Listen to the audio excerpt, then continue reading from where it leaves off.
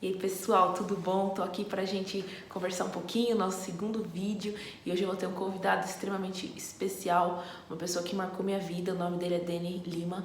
Ele mora lá em Kansas, nos Estados Unidos, mas ele é brasileiro-americano. Ele trabalha no The Orphan Justice Center, que é lá nos Estados Unidos também. Eles trabalham com essa questão de orfandade, justiça social, e ele despertou muitas coisas no meu coração, me deu muito material para aprender, estudar, mas a principal que ele falou comigo, que ele me ensinou, foi a importância da intercessão pela vida dos órfãos. E essa é uma coisa prática que todos nós podemos fazer. Então eu quero te convidar a se juntar a nós nessa conversa e aprender um pouquinho mais de como você pode adotar essa causa através da intercessão. Vamos lá? Ouvido, só no telefone mesmo.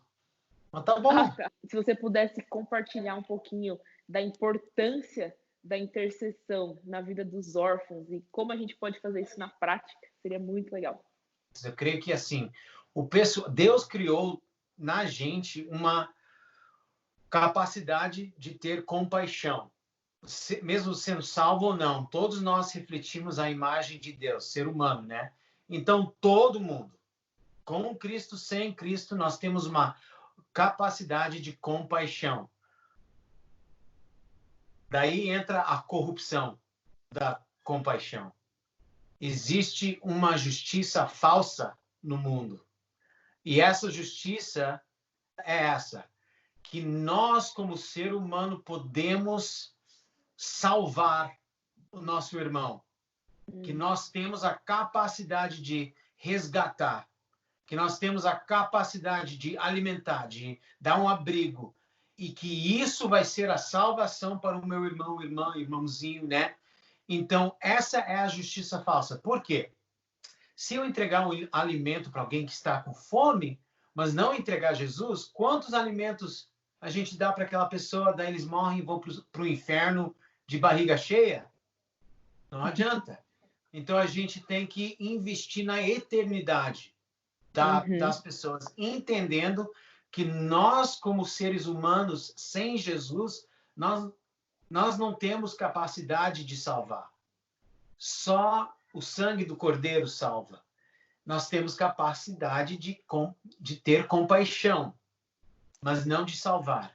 Então, a oração, a intercessão alinha tudo isso. Por quê? Porque mesmo sendo salvo, existe uma tentação para o cristão entrar nessa da justiça falsa, de começar a ver o mundo da forma que o inimigo quer que a gente vê. A gente sempre pensa no inimigo nos tentando para fazer coisas más, né? Coisas sujas, coisas feias. Existe tentação de entrar num abrigo, num orfanato e fazer algo lá que arruína a vida daquela criança. E com as melhores intenções, o inimigo usa a igreja no orfanato. E a gente pensa, como assim? A gente está dando abrigo para a criança que estaria na rua. Sim, tem coisas boas, mas também ele usa e distorce e tem uma corrupção. Então, a intercessão com a palavra de Deus, orando e lendo ao mesmo tempo. Oração nunca deve ser separado da palavra de Deus. Tem muita gente que ora, daí estuda, daí ora e separa as duas. Faz as duas. Quando você está lendo a Bíblia, ora enquanto você está lendo. Quando você está orando, lê a Bíblia enquanto você... os dois andam junto, né? É a bicicleta. Como é que é? Pedal? Cada pedal da bicicleta. Imagina eu só com esse pedal. Daí não consigo, né? Então, a Bíblia e a oração andam juntos.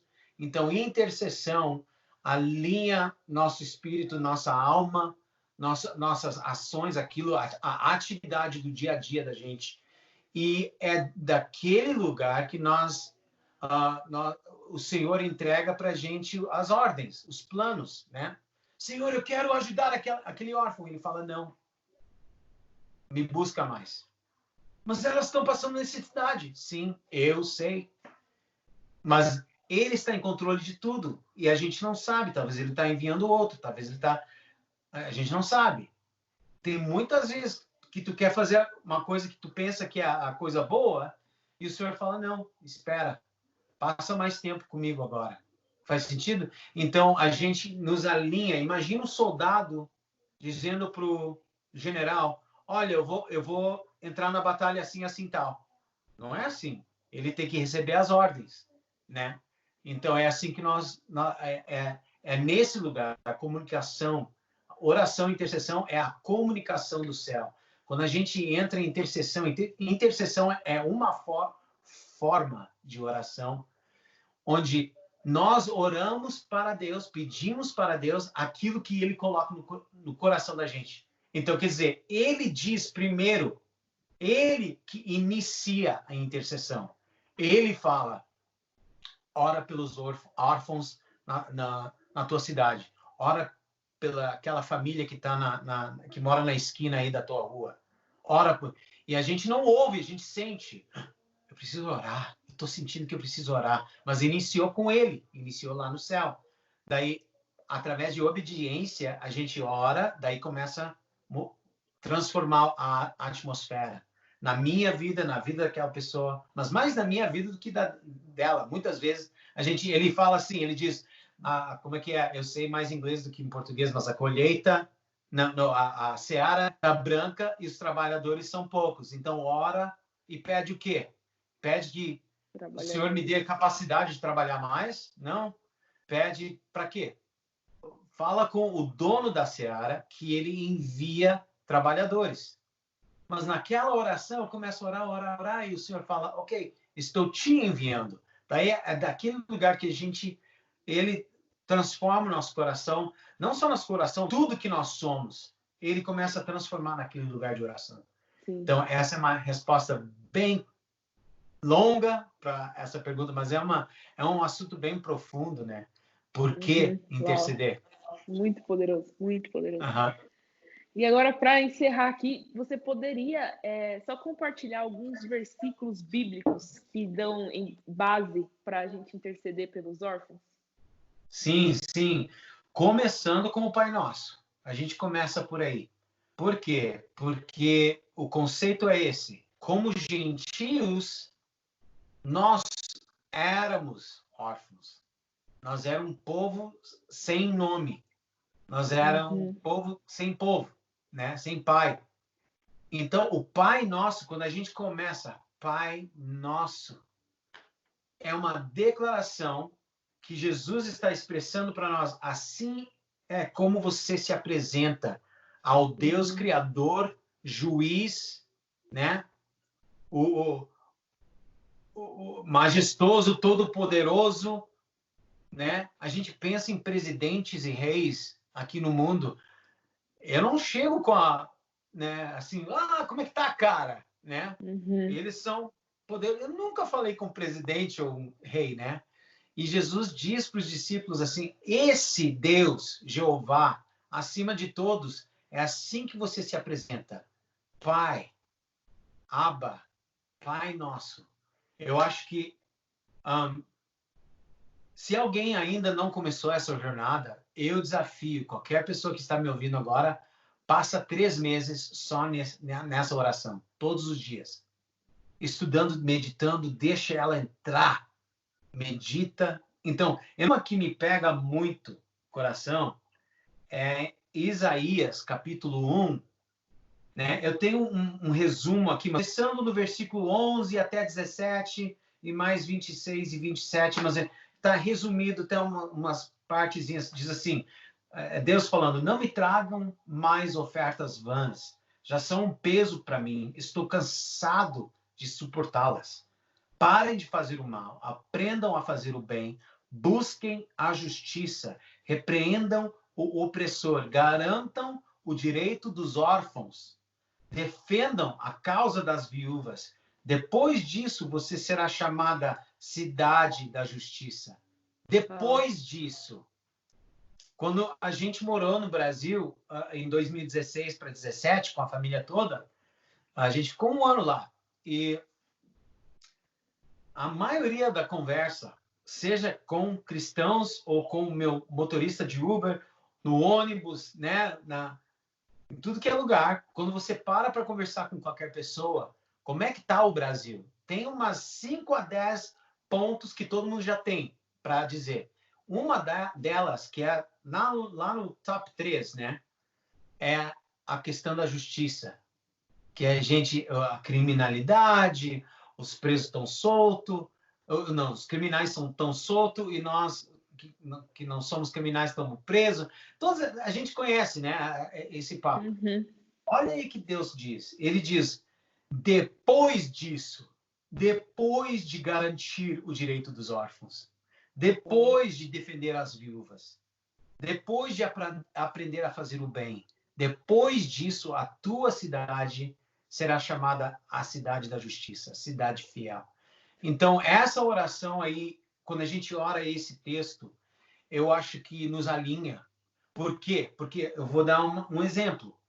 Eu talvez não estou cometendo injustiças graves, né? Mas, de repente, sei lá, eu estou no trabalho, estou no lugar, eu pego a caneta, preencho o negócio e coloco a caneta no bolso e vou embora. Quando você está começando a orar e buscar justiça, isso aperta o coração. Uhum. Começa, uau, eu roubei a caneta. Eu roubei a caneta. Eu preciso ir lá devolver, né? Quando você está andando de carro e alguém faz alguma manobra de uma maneira, oh, poxa, meu! E fala um palavrão, né? Oh, uau, isso não é justo. Eu não sei como é que está o dia daquela pessoa. Sabe? Quando começa a orar esses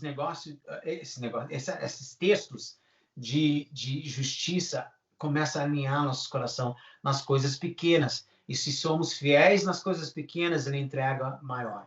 Né? Então, a gente tem que ficar orando isso.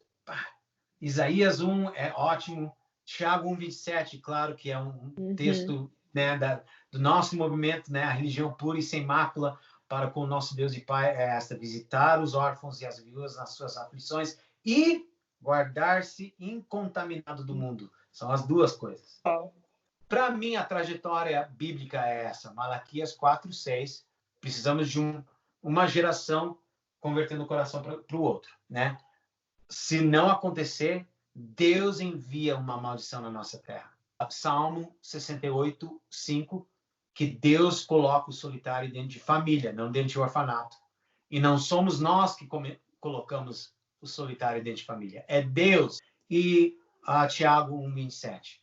Se Deus não colocou na minha família, então a minha responsabilidade é religião pura e sem mácula, de visitar e de manter minha vida incontaminada. Para mim, esses três são diários para mim. Todo dia eu estou orando esses três. Aleluia, aleluia. Amém. Uau, poderoso. Muito, muito obrigada. Você quer falar um pouquinho do curso que você está Sim. Fiz um curso, são 8 videoaulas. Tem tudo isso que eu passei para vocês. Tem uma guia de orações bíblicas focadas em justiça aos órfãos. Tem 4 modelos de mobilização. Então, como fazer um turno de adoração e oração com famílias todas, com crianças, até mesmo com crianças com necessidades especiais. Muito lindo mesmo. Tem a avaliação de compreensão. Então, é um curso completo. Agora na Udemy, está em uma promoção, acho que saiu R$26. A intenção é de disseminar essa informação. Sabia que no Brasil, atualmente, existem 42,2 milhões de cristãos protestantes. Mas a Unicef diz que existem 3,7 milhões de crianças sem pai. Mas se tu fazer a matemática, quer dizer o quê? Que se 8% da igreja protestante fosse estender as suas mãos e trazer para dentro o órfão, acabaria com a orfandade no Brasil. Uau! 8%. Isso quer dizer 1 em cada 10 cristãos. Se você não está recebendo para dentro de casa um órfão, então como é que a gente faz, Tiago 1:27? Apoiar a família. Porque 90% ou 92% resta para dar esse apoio. Então, é algo muito acessível. Eu acho que o pessoal faz assim, adoção, não é para mim, eu não posso adotar. Ok, mas o que nós podemos fazer então? E esse curso tem esse foco. Uau, sensacional. Ok. Até mais. Obrigada mesmo pelo seu tempo. Até mais. Eu que agradeço. Gente, terminamos essa ligação aqui, eu tô impactada. Eu creio que Deus ministrou muito com cada um de vocês, assim como ministrou comigo. Quero desafiar você a pegar esses versículos, começar a ler, meditar e interceder pelos órfãos, realmente se colocar na brecha pelos órfãos, pelas famílias, porque eu creio que Deus tem um coração muito especial para esse povo, pelo órfão e pela viúva, e você faz parte disso. Então vamos abraçar essa causa, vamos adotar essa causa e entrar na presença de Deus para orar pelo órfão. Eu desafio você também a dar uma olhadinha no curso do Danny. Eu tô começando e eu creio que vai ser muito poderoso para edificar nossas vidas e nos dar ferramentas práticas para colocar a mão na massa. Um beijão!